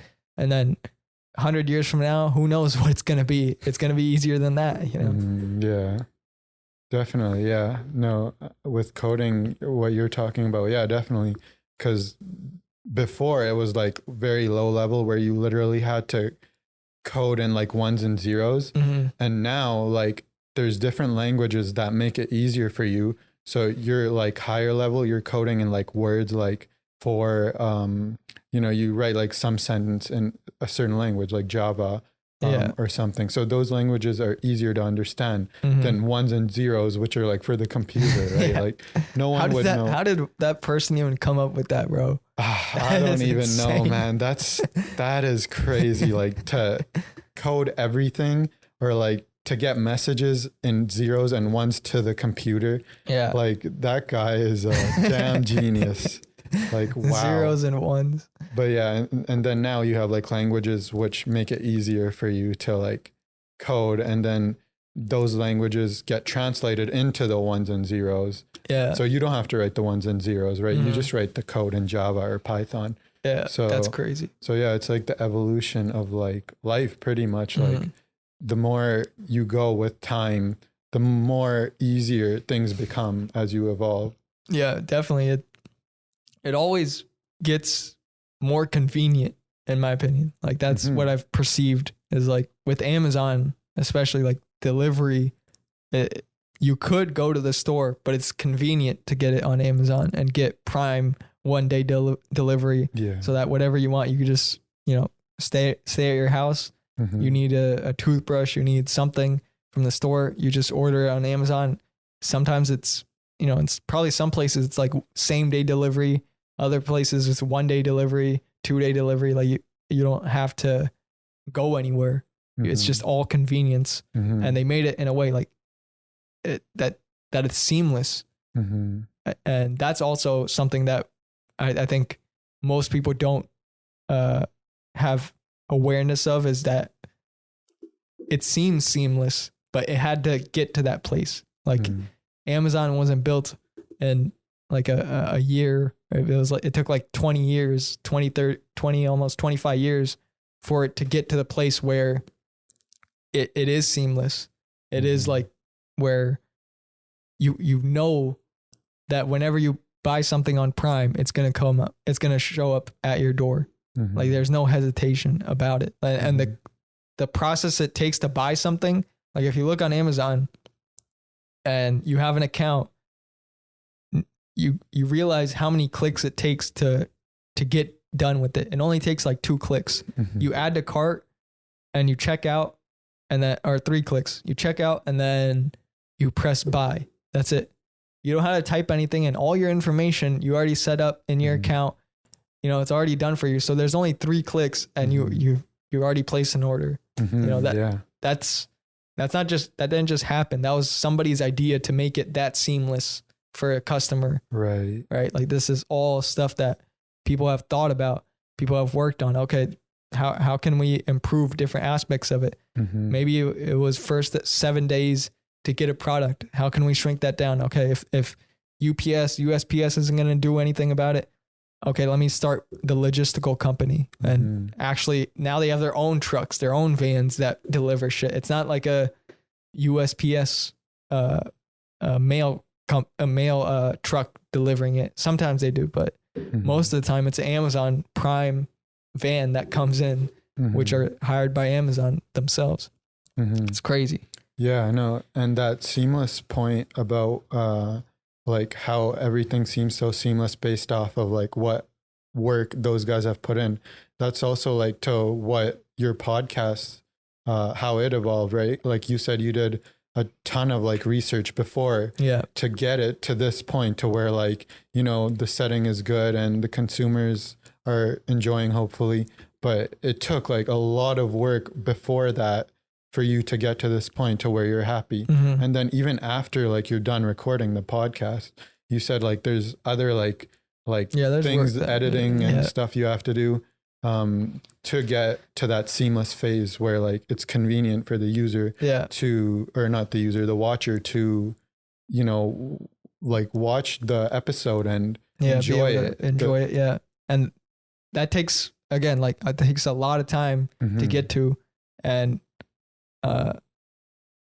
you don't know exactly how it's going to happen. In the beginning, you don't know, like you want to get to a certain place where you look at other people who already accomplished great things, and they already spent their time. They did their 5 years, 10 years of work, and you see the result of that, and you want that right away. Right. But it never happens like that. You have to put in your 5 years, 10 years. My bad. No, you're good. Into whatever you're doing. And that's what it takes. It takes putting in that effort so that those results start to come up. Like like I said before was, it took me like 100 episodes for me to be genuine and sincere in conversation, to be able to dictate conversation, to be able to continue the flow of conversation. It took me a lot of time and a lot of studying other podcasts, looking at other people's work, getting inspired from that, seeing what makes this bad and what makes this good. Why do I enjoy this more? You know, why do I enjoy listening to this podcast more than this one? Okay, it's maybe the quality is better. Maybe it's how they're talking. Maybe it's you listen to speakers and you see the pauses they take. They don't say and like and all this filler words. And that's a hard thing to get past, but it can be worked on every day. And I know I still say those filler words sometimes on occasion, but I just know that I work on it. Just know that I put my attention into improving that part of myself, that part of my communication to get better, because I want to. You know, I wouldn't do it if somebody told me to do it, you know, but it's because I personally want to do these things. I didn't do a podcast because somebody told me. I don't do anything because somebody tells me to do it. I do it because personally in my heart and soul this is what I want to do. That's the only way I do things. Because you wouldn't work as hard if you didn't have it that way. I mean, there's plenty of times in, I think, anybody's life that they've been told what to do, and that nobody likes being told that. Like you've been told things in your life by your parents or by teachers. Oh, okay, you got to do this assignment. You got to do this thing. Nobody likes that. Nobody likes being told shit. And so instead of having people tell me, why not just figure it out myself? And that's been the journey of the past, I don't even know, like what, 5-6 years of my life, since like I was 15 years old, just figuring out like, okay, if I don't want other people to tell me what I have to do, I have to do it myself. I have to make changes. I have to create what I want to create, or else the world is going to tell me, and I don't want that. That's what usually happens is these kids who are lost in their purpose for life, they get told what their purpose is, and then 9 times out of 10, it's not that, because self-awareness is a key aspect of developing yourself, and nobody else can give you self-awareness. Like self-awareness, even the word is of self comes first. And I can't, like, for example, I know you as a friend, but I don't really know you. Like, you know yourself more than anybody else. Even your parents don't know you. You know you more than anybody else. And to allow somebody else to dictate life decisions for me is impossible, because they don't know me. How could they know me? They don't live my life. They haven't experienced the things I've experienced. They don't know anything in my thought process, all that shit. Nobody knows that. And nobody knows that for anybody. The only person you know that for is you. And so once you understand that, you kind of are free from other people's opinions, because you realize they don't matter. And other people's opinions of you. That's what I'm going at. Not like all opinions, you know, of course, if your opinion about stocks or opinion about cooking, you know, you're entitled to have your opinion. But when it comes to other people's opinions of you, be very careful about what you believe in, because it's that dictates a lot. And you realize very quickly that the only opinion of you that matters is your own. That's it. That's the only thing that matters, is that opinion of yourself. That's the mindset I have right now. Yeah. No, what you've been doing with the podcast of like the 130 videos is really impressive. Yeah. Like, cause I don't know, like, I feel like for me, if I was trying to do that, like I would constantly be bogged down in like what people are saying, like what are they saying about me? But I love how you're just able to power through like whatever like people might be saying about you. It doesn't matter. It's about what like you are doing and what you are thinking. And like I'm sure you like use those like points that people talk about to make yourself better, to make your podcast better as well. So I love how you're like power throughing it and using like what people are saying to make your podcast even better. Yeah. Like it's really impressive. Appreciate that, man. Appreciate that. I know. Thank you. And yeah, it's been amazing to see the journey. Like I said before the podcast, if you told me 5 years ago that this would be my life, I would tell you no way, you know, because it's I never thought I didn't know what a podcast was 5 years ago, you know, like I deleted that podcast app, the purple Apple podcast app, right. You know, you deleted that? I deleted that shit the first time I got my phone, you know, and so things change and people change and new experiences happen, and that's how it all started. So yeah, it's pretty insane. What got you into like podcasting at the very beginning? Was it just like listening to other guys and like thinking that this is something you like and you might want to do? Or was it like something like, you know, like talking basketball, so I want to talk about that on my podcast? Like what got you into this? Mostly just Joe Rogan's podcast was the main inspiration. Oh, it was the main inspiration? Yeah. Because I didn't listen. I don't think I listened to any other podcast at that time. And that first episode of that I watched of his, like the Dan Bilzerian episode or Gary Vee episode, like that, those first few episodes that I saw were like inspiration to something that I didn't know was possible. That I didn't know that two people can sit in a room and talk and people would watch and listen to that. I didn't know that was possible. And that, you know, came into my mind. And then of course, like it took a few months for me to get the idea of, okay, I actually want to do it. And then learning the skills and developing it. And then soon as starting it, then you realize, okay, now I'm not at the place I want to be either. Like I'm listening to other people's podcasts, but they're sounding a lot better than me. They're sounding, and not just like the audio quality. I'm talking about like the actual conversation. Okay. What are they talking about that I'm not getting yet? And it took me like a long time to realize I have to be myself in order for it to work. I was trying to be like everybody else. Like, okay, what's going to get views? I'm going to have to talk about the latest sporting event that happened. I'm going to have to talk about this latest drama with this celebrity. No, sound like that. You have to be yourself for people to understand you. And now all I talk about is just what matters to me the most. That's it. And I'm just sincere, genuine. There's no facade. I'm not trying to fake anything. Like this is my real self all the time. And that's how I come out and present myself to the world, is just being genuinely me. And, you know, there's a great story with Conan, you know, Conan O'Brien, the late night host. And he, back in 1993, he was going to do his first late night gig for NBC. And do you know who Johnny Carson is? Yeah. Johnny Carson, who was the late night or the Tonight Show host for 30 years before Jimmy Fallon and before Jay Leno.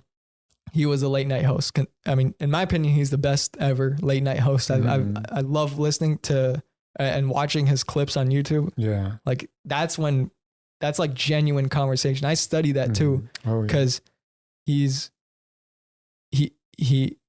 was in that space of, yes, it's a production. There are people watching, there's an audience and stuff, but He was himself the whole time, genuine, like didn't care about what other people thought, had guests on that from all different aspects of life, and still managed to have a connection, a deep bond with every single one of them.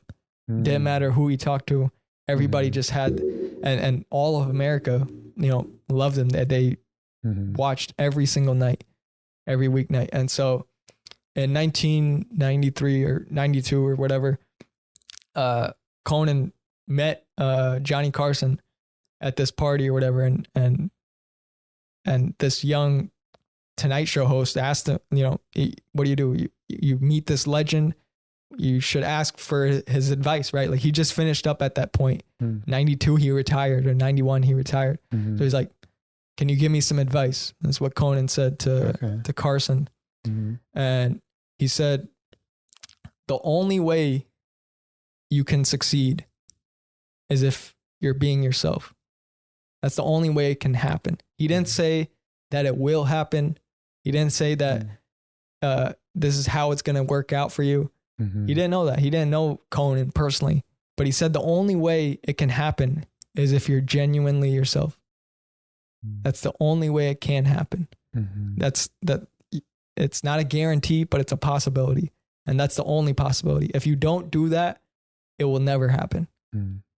And, you see Conan now, he's genuinely himself. Like if he's been doing late night for, well over, I think around 30 years now. Right. So, and, that's the key distinguishing factor is you have to be yourself. You have to be you. And that's the only way people will connect with you. Because if you had to fake it, if you have to put on a face for other people to enjoy whatever you're doing, then people can tell. People can tell insincerity right away. Like you could tell when people are being fake.